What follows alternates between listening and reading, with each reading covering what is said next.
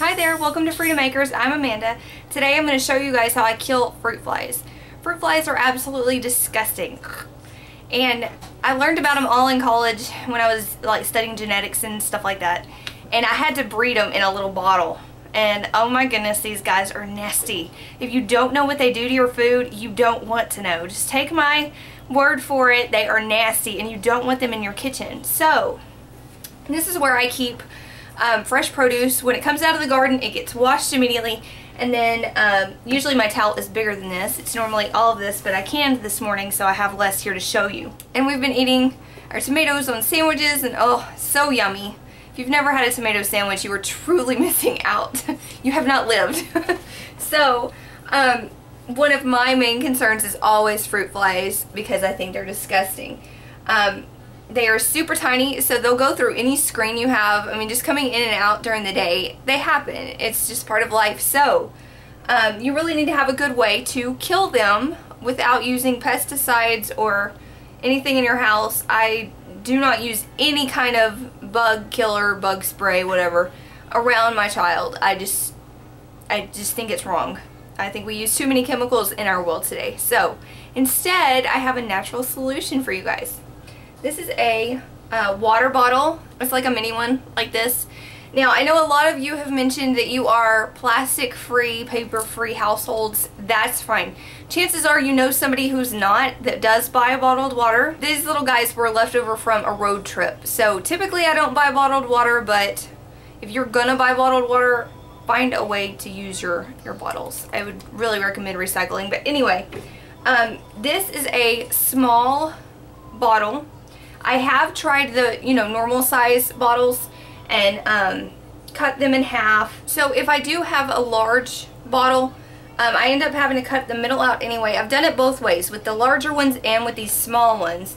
And these little guys tend to do a better job. And my theory is that because the big ones, when you cut it and you turn over the top, see what I've done is cut the top off and then I put it back inside here upside down. So like the top went in like this. But with the big ones, there's a lot of space in between, and they tend to come back out of it. So I have almost never caught one in a big one. That's the only thing that's different. Now, you would think that this would not catch them either, because the liquid, and we're going to talk about that in a minute, is actually touching the bottom of the rim of the top piece, the mouthpiece in there. I don't know if you can see that. But it's pretty much touching it. So you would think that they would just like fly back out. See that there's moisture in there and fly back out, but they don't. And I don't know if you can see, but see, oh, I got one. Yeah.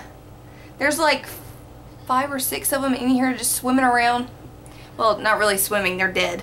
But anyway, this really works. So I turn it over. I put tape here just because otherwise there's spaces and they'll come back up out of it. And then I put a splash of apple cider vinegar and a little squirt of soap. So I'm using Dr. Bronner's Castile soap and Bragg's apple cider vinegar. So you just put that in there and swish it like so. And these guys are just attracted to it. They go down in there and then they drown. They can't get out. They're dead.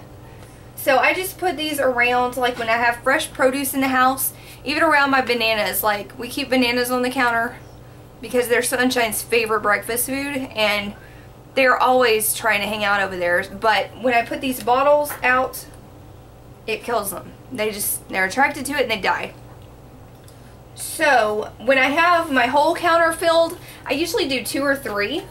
And then of course, if you do buy these on a regular basis, if you do consume bottled water, you can just toss these out. Otherwise, just dump it. Take the table off, dump it, rinse it out and start again, so you don't have to keep asking your neighbors or whatever for their plastic bottles. But this is by far the best method that I have found, and it really does work. Like you can see, you guys saw.